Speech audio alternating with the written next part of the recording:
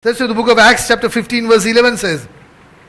But we believe that through the grace of our Lord Jesus Christ, we shall be saved in the same manner as they.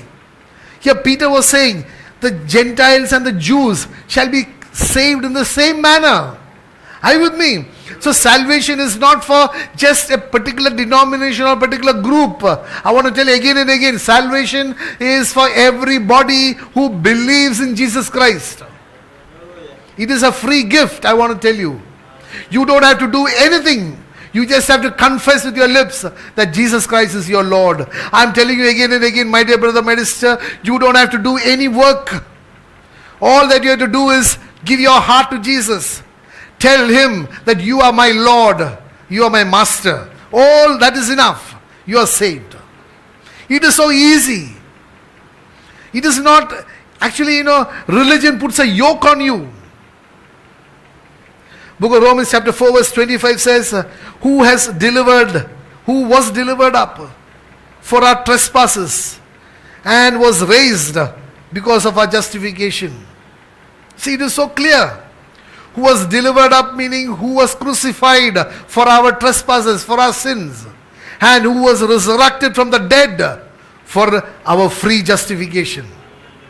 That He has appeared before the Holy of Holies, as the book of Hebrews says, not with the blood of bulls and goats, but with His own blood, once and for all, for redemption of man from their sins. It is that Jesus today who is in the front of, who is before the Father, who is justifying each one of us. So He has paid the price by dying for us at the cross at Calvary. That is, who has been delivered up to be crucified for my and your transgressions, and who has been raised up by the Lord, by the Spirit of the living God, so that He is there for our justification. Hallelujah. The book of John chapter 1 verse 14 then says, and the Word became flesh and dwelt amongst us, and we beheld His glory, the glory as of the only begotten of the Father, full of grace and truth. I want to tell you, my dear brother, my sister, that Jesus Christ, He just manifested the glory of God while He was here. I want to tell you again and again, while He was here walking on the earth, He was both the Son of Man and the Son of God. Are you with me? He was not just a Son of Man, He was a Son of God. He was both the Son of Man and the Son of God. Why do you say that? I'll say that. Matthew 3:17 says, the Father openly declared, this is my beloved Son, in whom I am well pleased. He declared Him while He was having, just after the baptism in the Jordan. The heavens opened. The Spirit of the living God appeared in the form of a dove. And there was a voice that came from heaven saying, this is my beloved Son. The Father said, He is my Son, Son of God. Hallelujah. So God confessed it. Man confesses it. The book of Matthew chapter 16 verse 16. Jesus asked His disciples, who do men say I am? Peter, not because flesh and blood has revealed it to him, but the heavenly Father had revealed the truth to him. He said, you are the Christ, the Son of the living God. He didn't say you are the son of Joseph of Nazareth. Are you with me? He said, you are the Christ, the Son of the living God. So man declared it. Now you'll hear the devil also declares it. You know the situation where Jesus goes and delivers a person, and he says, what have you to do with us, O Jesus of Nazareth, Son of the living God? Hallelujah. So you'll find here, the devil declares Him as a Son of God. The man declares Him as a Son of God. And there the Father also declares Him as a Son of God. Hallelujah. Hallelujah. So you'll find that is in the book of Matthew chapter 8. Hallelujah. It says in the verse 29. Matthew chapter 8 verse 29. Hallelujah. And suddenly they cried out saying, what have we to do with you, Jesus, you Son of God? Are you with me? He never said you Son of Joseph. So Jesus, while He walked on this earth, He was both the Son of God and the Son of Man. Hallelujah. That is why he had the confidence when he was in the Garden of Gethsemane and he was going to be arrested. He said, I don't have to be afraid of them. If I want, I'll call the Father and he will send legions of angels to deliver me. But he never exercised all that. Hallelujah. So today I want to tell you that the glory of God will manifest in our lives when we have the word in us. Verse 16 of John 1 says, and of his fullness we have all received, and grace for grace. Grace is life. That is why God's word says in the book of John chapter 10 verse 10, I've come to give you life and life in all its abundance. Are you with me? So today eternal life is grace, is Jesus. Are you with me? Grace is not a doctrine, but grace is a person. And he says, I have come to give you life and life in all its abundance. Verse 16 of John 1 says, and grace upon grace. Hallelujah, hallelujah. So we need to really understand who Jesus is. He is life. He is eternal life. Hallelujah. The book of Romans chapter 5 verse 20 says, moreover, the law entered that the offense might abound. But where sin abounded, grace abounded much more. So you must understand one thing. The law was actually brought about to give us an awareness of sin. Are you with me? To give us an awareness of sin, to keep us as in a bound till the seed was revealed. Law could never save us. Law could never ever save you. It reveals to us our shortcomings. It reveals to us our need for God. Therefore you understand, law was something, one, it was given as a fence to keep us within bounds till the seed would come. Second, it was given for us to have an awareness of sin and what we should do and what we should not do. But the thing is, we must understand that when sin abounded, God's grace abounded much more. So that he would still keep you. Today I want to tell you, my dear brother, my sister, like I told you earlier, justification is a one-time process in your life. If sin abounds in your life, you pray to God, he will release his grace, his floodgates of mercy and grace upon your life so that you can overcome the sin in your life. Because once you've given your life to Jesus, you belong to him. That's why God's word says, no one can snatch you away from my palm. Are you with me? God is not a person to sort of test fancy with, it's not like, he doesn't play with your life.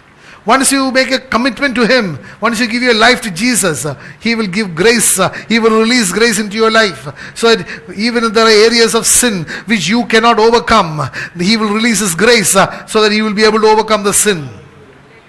That is why many of the temptations which you may have had, many of the habits which you may have had prior to your giving your life to Jesus, you always made a commitment, made a what do you call that? Resolution. We all make resolutions, but we break the resolution because there is no grace.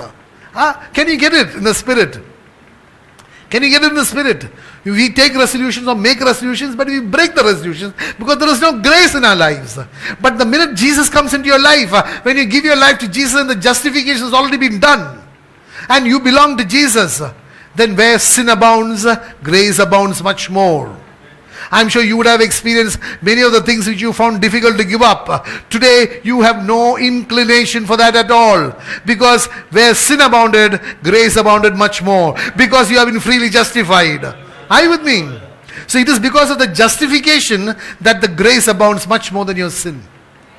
I hope you're able to get it. So what we need to do is to give our lives, come under the justification of Jesus, so that where sin abounds, grace will abound much more. Hallelujah. The book of Romans chapter 6 verse 14 says, for sin shall not have dominion over you, for you are not under law, but under grace. Are you with me? Because law reveals to us your shortcomings. Law punishes you, but grace does not punish you. Grace gives you the ability to overcome sin. Are you with me? So that you do not come under the wrath of God. Hallelujah. Because what happens is when grace comes into your lives, hallelujah, you are dead to sin and you are alive to grace. Are you with me? Because God's word says in Romans 6:7 it says, for he who has died has been freed from sin. So you die to the things that were actually enticing you to sin. And therefore, there is no more sin in your life. And by that, grace abounds much more in your life. Hallelujah. Book of Romans chapter 11 verse 5 says, even so then, at this present time, there is a remnant according to the election of grace. So I want to tell you, my dear brother, my sister, if you feel that you are part of the remnant, it is only because of the grace of God on your life. It is not something because of what you did, or you merited, or you strived for, and you achieved. There is nothing you can say. It is just the grace of God. Because you are the remnant only because of God's grace in your life. Verse 6 of Romans 11 says, and if by grace, then there is no longer works. Otherwise, grace is no longer grace. But if it is of works, it is no longer grace. Otherwise, work is no longer work. So there is, we have to have a clear understanding of a immiscible or a total separation between grace and works. You cannot say, you cannot say, I need the grace of God and then try to depend on works. Because then it is not grace. On the other side, you cannot say, I am going to work out my salvation. I am going to do my work and achieve it only by work, and I am not going to depend upon grace. Because then that is totally work only. So it says, and if by grace, then it is no longer of works. Because if you are trying to achieve your salvation by grace, then there is no question of depending upon works at all. Because otherwise, what you are saying, I am going to achieve my salvation by grace, is then not grace, but it is works. And the other side also, the contrary says, but if it is of works, it is no longer grace, otherwise work is no longer work. So we have to understand one thing very clearly, that there is a separation between work and grace. You have to depend upon one or the other. And if you depend upon grace, you will be saved. If you depend on works, you will be condemned. Because work is a byproduct of law, and law cannot save you. Are you with me? Hallelujah. The book of Ephesians chapter 4 verse 7 says, but to each one of us, grace was given according to the measure of Christ's gift. Hallelujah. Hallelujah. Actually, this is something which you really understand. This is one of the products or the fruit of God's grace in our lives. It talks about 1 Corinthians chapter 12 verse 7 to 11. If you look at, you will find that each one is given different ministries. I think we should read that. Book of Corinthians, 1 Corinthians chapter 12 verses 7 to 11. It says, but the manifestations of the Spirit is given to each one for the profit of all.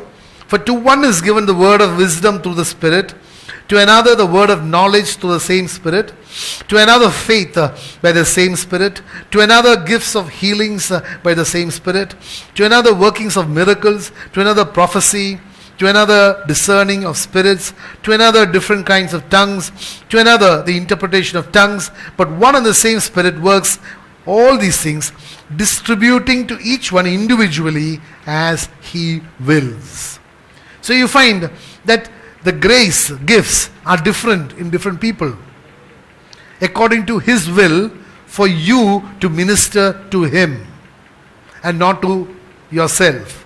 Hallelujah. Verse 8 of Ephesians 4 says, therefore He says, when He ascended on high, He led captivity captive and gave gifts to men. So you find here that because of His resurrection, He has not only set us free from the captivity of sin, but He has given us gifts by which we could minister to God. Are you with me? When He has justified you freely, He has not only taken captive that which was captivating you, and thereby given you freedom from sin, but He has also given each one of you, everyone, He has given gifts so that you can minister to God. Because if you read God's word, you will find that you have been created by God, one, to know Him, therefore to love Him, and therefore to serve Him, and therefore to glorify Him. Are you with me? So the service to Him is ministering to Him. ministering to him, we heard, for some he has given to be apostles, some he has given to be disciples, some teachers, some prophets. Are you with me? So everybody has been given a gift. Today you and I need to pray for the Father to reveal to Jesus, to the Holy Spirit, to reveal what, Lord, is that gift that you have given me. If you have not already identified it, you have to identify it. Because he says, it is not that when he ascended on high, he led captivity captive and gave gifts to some men. Are you with me? He says, he has given it to men, which means to all. Are you with me? So he has given talent to all. Don't be the one who received that one talent and did not know what to do with that. Oh, are you with me, my dear brother, my sister? When he paid the price for your justification, he has also given you gifts. On the one side, he removed the yoke upon you, which was captivating you, and then he has given you a gift so you can minister to him for his glory. Hallelujah. The book of Hebrews chapter 4 verse 16 says, let us therefore come boldly to the throne of grace, that we may obtain mercy and find grace to help in time of need. So you understand one thing. Once you are justified, I want to tell you, my dear brother, my sister, your equation with the Father changes totally. You have freedom, you have liberty, you have boldness, just like a child. Are you with me? These are things which we as believers need to exercise. The whole relationship changes. It is not a God before whom I could not go. It is not a God whom I do not know. Are you with me? But it is a God whom I call now Abba Father. The relationship has changed. That is why the book of Ephesians chapter 2 verse 18 says, we both now by one Spirit have access to the Father. There was no access earlier, but today you and I have access. Why? Because we have been freely justified by the blood of Jesus. Are you with me? This is nothing you can pay and get it. It is something which is given to you as a free gift. Book of Hebrews chapter 9 verse 12 says, not with the blood of goats and calves, but with his own blood he entered the most holy place once for all, having obtained eternal redemption. See, it is once for all. This is what I want to stress again and again. If you have given your life to Jesus, you have once and for all been redeemed. Are you with me? The price has been paid from your slavery to sin, and you have been purchased and you have made him his own. It is a once for all thing. Once for all. Once for me, but he did it for all. Oh, are you with me? His thing, he did it once at the cross at Calvary. In my life, it was done once when I gave my life to Jesus. But that is available for all. It is available for all of mankind. I want to tell you, my dear brother, sister, it is available for you also. All that you have to do is so simple. Just give your life to Jesus. Confess the Lordship of Jesus over your life. And believe that he is interceding for you, for every need of yours. Hallelujah. Verse 15 of Hebrews 9 says, and for this reason he is a mediator of the new covenant by means of death, for the redemption of the transgressions under the first covenant, that those who are called may receive the promise of eternal inheritance. So such a great promise that he has given, that he is the mediator of our inheritance, which is eternal life with Jesus Christ, the Father and the Holy Spirit. So he is mediating for us. Now I want to tell you, my dear brother, my sister, please take it in the spirit. There is no other mediator according to the word of God other than Jesus Christ. Again, God's word says, whatever may be your need, I want to tell you again and again, God's word says in the book of Hebrews chapter 7 verse 25, that he is able to save to the uttermost those who come to God through him. And he always lives to make intercession for us. See, I want to tell you, my dear brother, my sister, please receive it in the spirit.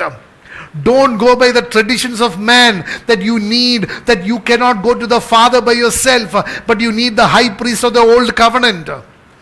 I'm telling you again and again, when Jesus Christ died at the cross at Calvary, the tradition of you being represented by a high priest before the Holy of Holies has been done away with. Now He has made you a son and a daughter of God, and you can go before the presence of God, before the throne of God, as a child can go to his father. I want to tell you that He has made it so simple. He is just waiting for you to come. He is just waiting for you to call Him Father. He has taken away all the formalities, the rules, the rites, the rituals of religion. He has taken away everything. He has broken the middle wall of separation between the Jew and the Gentile. He has made everything so easy for us to have access to the Father. That is, He says, we have the boldness to come. Psalm 130 verse 7 says, O Israel, hope in the Lord, for with the Lord there is mercy, and with Him is abundant redemption. There is no shortfall for that. When He redeems you, He has redeemed you totally. Hallelujah. That is why He says, He is able to save you to the uttermost. When He saves you, I want to tell you, when God saves you to the uttermost, there is nothing beyond that where you cannot be saved. So whatever be your situation, whatever be the situation or the sinfulness that you are in, I want to tell you, He is able to save you even more than that. Hallelujah. Again, 1 Corinthians. Because I want to tell you why can you say He is abundant redemption? Because God says in the book of Romans chapter 9 verse 15 that I will have mercy on whom I want to have mercy, and I will have compassion on whom I want to have compassion. So when you come to Him, I want to tell you one thing. His mercy and His compassion has no bounds. There is no lack in that. It is in abundance, just like He can give you His life in abundance. He can give you His mercy in abundance. He can give you His compassion in abundance. 1 Corinthians chapter 1 verse 30 says, but of Him you are in Christ Jesus, who became for us the wisdom from God, the righteousness and the sanctification and the redemption. I want to tell you, they're talking only 4 things. It talks of the wisdom, the righteousness, the sanctification and the redemption. It just talks of saying that in Christ you are more than sufficient. Because He is more than sufficient. Every need of yours can be fulfilled in Jesus Christ. And the greatest need today is eternal life. And He is eternal life. Eternal life is also a person. Jesus. Hallelujah. Because the book of Galatians chapter 4 verse 5 says, to redeem those who were under the law, that we might receive the adoption as sons. I want to tell you again and again, my dear brother, my sister, God has redeemed us so that we can be made children of God. Are you with me? Because He created, His original plan when He created Adam and Eve was that they should be members of His household. That is why He redeemed us so that we can be children of God. And as the book of Ephesians chapter 2 verse 19 says, that we are now members of the household of God. We are no longer strangers or foreigners, but we are fellow members with the saints, and we are members of the household of God. So the restoration took place. When Jesus died at the cross at Calvary, when you are entitled to the free justification because of His blood, you and I were once again made members of the household of God. You could almost say it was like the prodigal son who was having his residence temporarily in the pigsty. He came back and he was made a member once again of the household of his father. Today you and I, by sin, we are separated from God. But you and I have a right. See, the son knew that he has a right to go back to his father because he knew his father. Are you with me? He knew the character of his father. He knew that the father would receive him back. Today I want to tell you, if that father in the book of Luke chapter 15 can receive the prodigal son back, I want to tell you again and again, we have a much more loving Father in heaven who is willing to receive you back and make you again a member of His household. All that you have to do is to give your life to Jesus. Come under His lordship. Hallelujah. Because He says to redeem those who were under the law, that we might receive the adoption as sons. See, when you say under the law, I want to tell you again and again, actually Jesus Christ redeemed us from the law. Because if you read the book of 1 Peter 1:18-19, it says, knowing that you were not redeemed with corruptible things like silver or gold, but all gold from your aimless conduct received by tradition from your fathers, but with the precious blood of Jesus Christ, as of a lamb without blemish and without spot. So actually we were redeemed from our aimless conduct received by tradition from our fathers. It is an aimless conduct from which He redeemed us. And their conduct came upon us because of the law. The law which was sort of hammered onto us, saying that it is a law that saves. It is the things that you do under the law that saves. Because you do this, you are saved. If you do this, you will be saved. If you don't do this, you will be damned. Are you with me? So religion was teaching us that it was out of works that you are saved. It is aimless conduct from which Jesus Christ redeemed us. He says, you have been saved freely. You have been saved freely. You have been justified freely. There is no works required for your justification. Are you with me? This is totally contrary, opposite to what religion teaches. Religion teaches that you have to do this. If you don't do this, you go to hell. If you do this, you will go to heaven. I want to tell you, my dear brother, my sister, it is not works that makes you go to hell or go to heaven. It is the rejection of Jesus which makes you go to hell. And it is the acceptance of Jesus which makes you go to heaven. God's word says in the book of John, Epistle of John, if you have the Son of God, you have life. If you do not have the Son of God, you do not have life. And the life they're talking of is eternal life. I want to tell you, it is not of works, but it is a gift of God. You have been freely justified by Jesus Christ. Hallelujah. Book of Galatians chapter 4 verse 6 says, and because you are sons, God has sent forth the Spirit of His Son into your hearts, crying out, Abba, Father. I want to tell you again and again, it is only when you really know who Jesus is, when you know what He has done at the cross at Calvary, when you know that because He died for you, my relationship has changed. It is only then you will freely call out, Abba, Father. Otherwise you will never be able to call out, because it is only a son and a daughter who calls Abba, Father. You don't go calling people on the street, Father, Father. No. You call because you have a relationship. So it is a relationship is revealed by the Spirit of the living God. And there is again book of Romans chapter 8 verse 15 says, you have not received again a spirit of bondage again to fear, but you have received a spirit of adoption by which you cry out, Abba, Father. So it is a knowledge. So that's why again I'm telling you, it is a knowledge that Jesus has freely justified me. It is not dependent on, God does not see how many things that I did. He is not looking at that.